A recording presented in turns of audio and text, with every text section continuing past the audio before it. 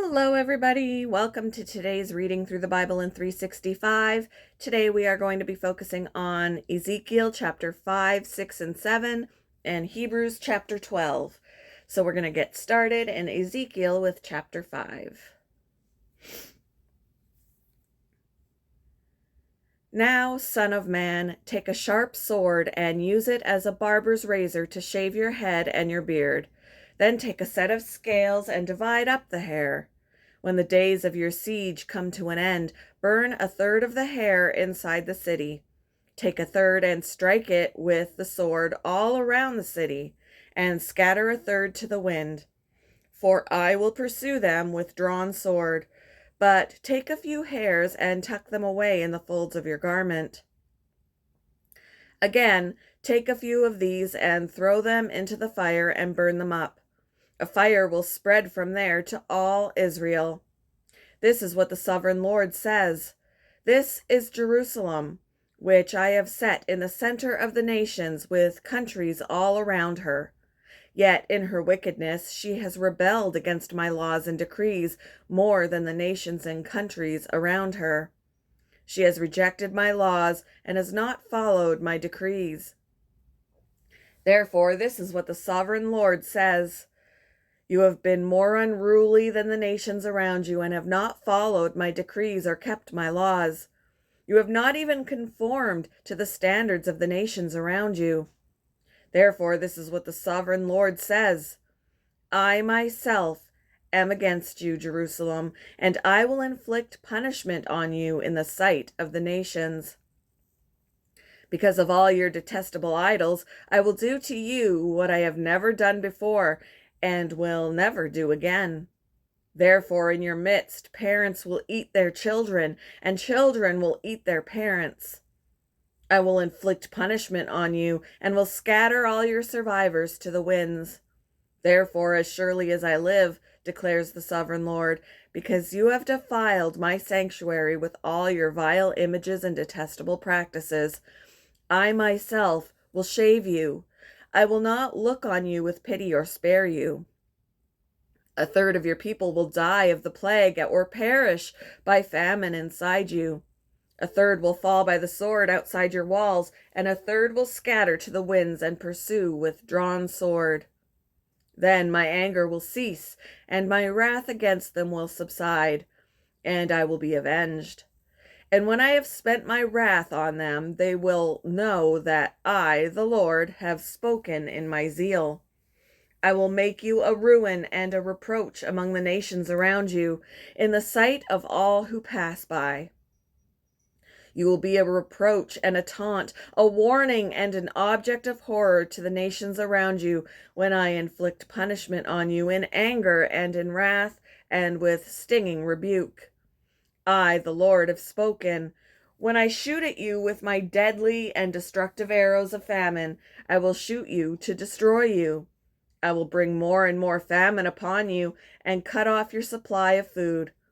I will send famine and wild beasts against you, and they will leave you childless. Plague and bloodshed will sweep through you, and I will bring the sword against you. I, the Lord, have spoken. Chapter 6.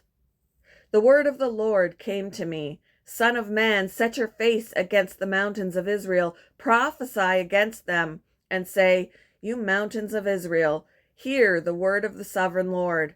This is what the sovereign Lord says to the mountains and hills, to the ravines and valleys. I am about to bring a sword against you, and I will destroy your high places. Your altars will be demolished, and your incense altars will be smashed, and I will slay your people in front of your idols. I will lay the dead bodies of the Israelites in front of their idols, and I will scatter your bones around your altars. Wherever you live, the towns will be laid waste, and the high places demolished, so that your altars will be laid waste and devastated, your idols smashed and ruined, your incense altars broken down, and what you have made wiped out. Your people will fall slain among you, and you will know that I am the Lord. But I will spare some, for some of you will escape the sword when you are scattered among the lands and nations. Then, in the nations where they have been carried captive, those who escape will remember me, how I have been grieved by their adulterous hearts, which have turned away from me, and by their eyes, which have lusted after their idols. They will loathe themselves for the evil they have done, and for all their detestable practices. And they will know that I am the Lord. I did not threaten in vain to bring this calamity on them. This is what the sovereign Lord says. Strike your hands together and stamp your feet and cry out, Alas! Because of all the wicked and detestable practices of the people of Israel, for they will fall by the sword, famine, and plague. One who is far away will die of the plague, and one who is near will fall by the sword. And anyone who survives is spared will die of famine.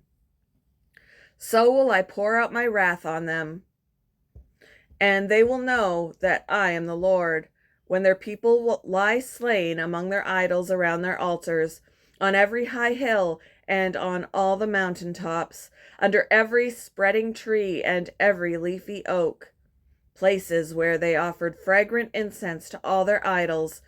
And I will stretch out my hand against them and make the land a desolate waste from the desert of Diblah, wherever they live. Then they will know that I am the Lord.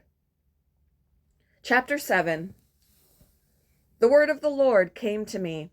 Son of man, this is what the sovereign Lord says to the land of Israel. The end has come upon the four corners of the land.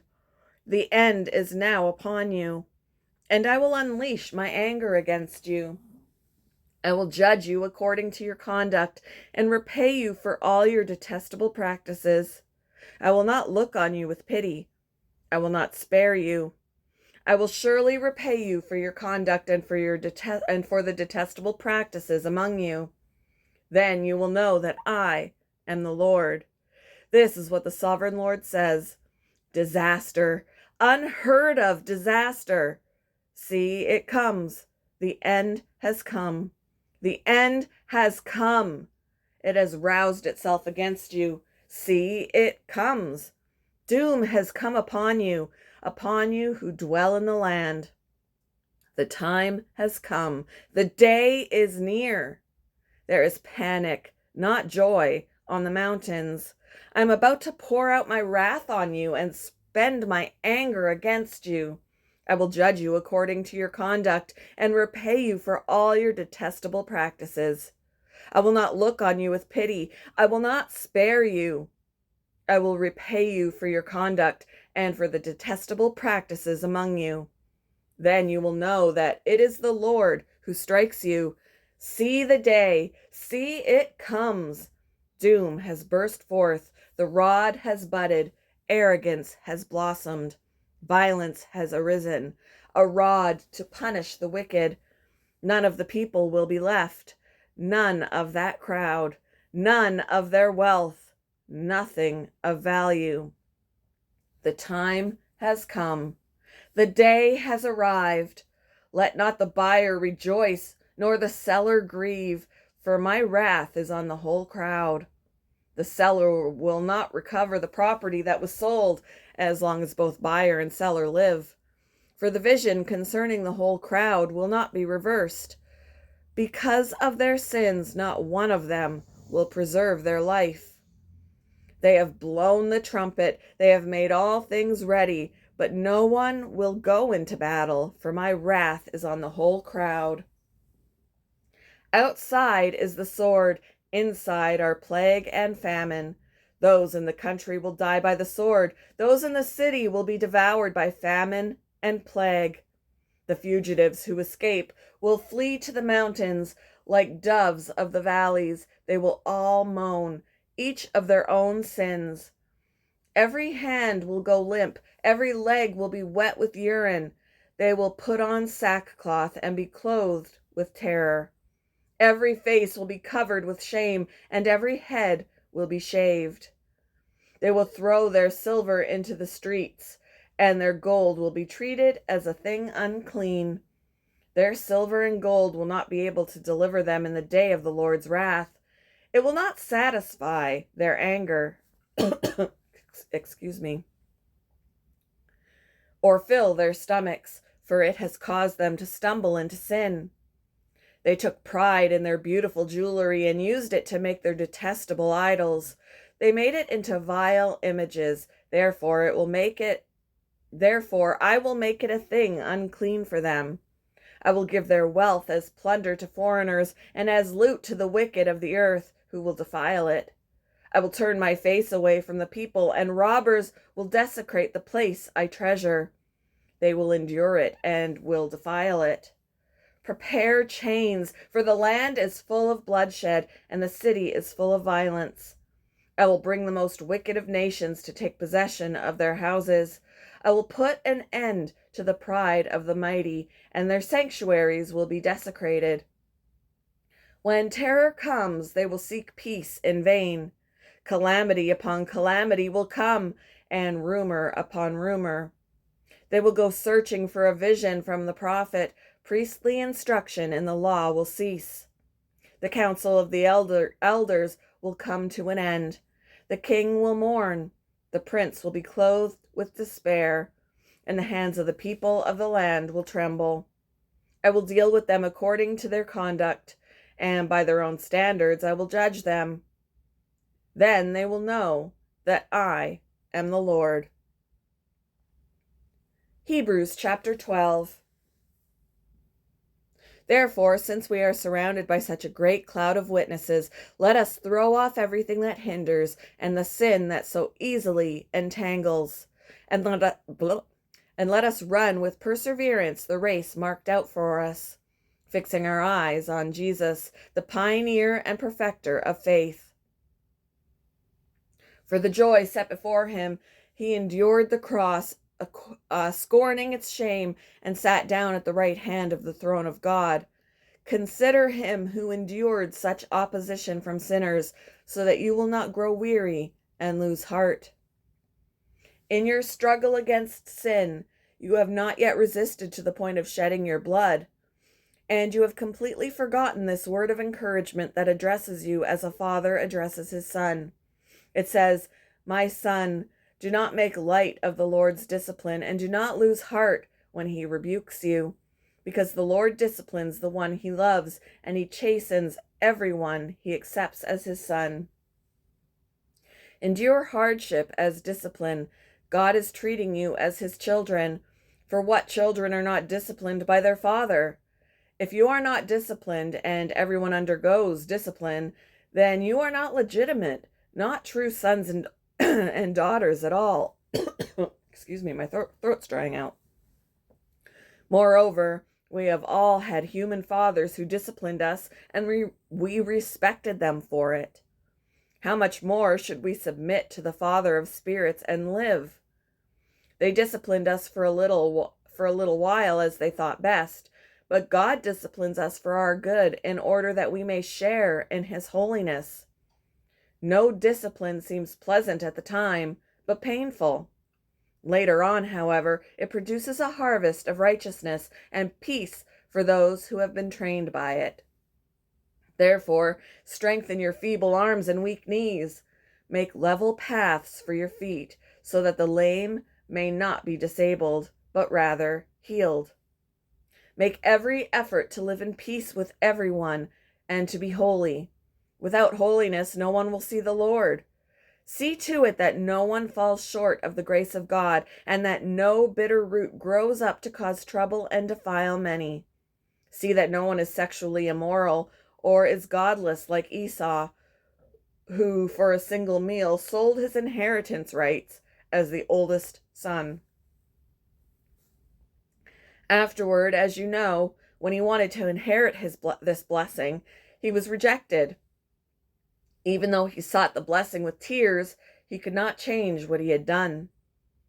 You have not come to a mountain that can be touched and that is burning with fire, to darkness, gloom, and storm, to a trumpet blast, or to such a voice speaking words that those who heard it begged that no further word would be spoken to them, because they could not bear what was commanded.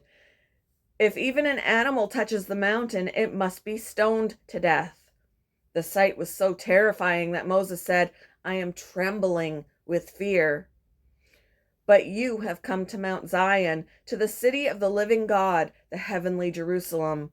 You have come to thousands upon thousands of angels in joyful assembly, to the church of the firstborn, whose names are written in heaven. You have come to God, the judge of all, to the spirits of the righteous made perfect, to Jesus, the mediator of a new covenant, and to the sprinkled blood that speaks a better word than the blood of Abel. See to it that you do not refuse him who speaks.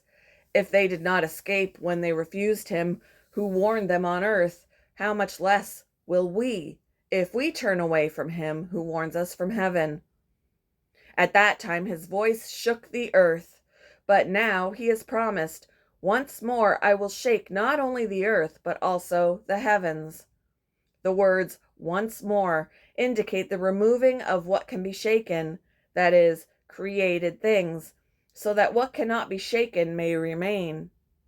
Therefore, since we are receiving a kingdom that cannot be shaken, let us be thankful, and so worship God acceptably with reverence and awe. And our God is for our God is a consuming fire. Thank you for joining me for today's reading through the Bible in 365. I hope you all have a wonderful Friday. And I think I'm going to take Saturdays and Sundays off from the reading through in 365 and just do the devotions. So we will continue with reading through the Bible in 365 on Monday. Hope you all have a wonderful Friday and a wonderful weekend. And I will see you Monday, guys. Bye.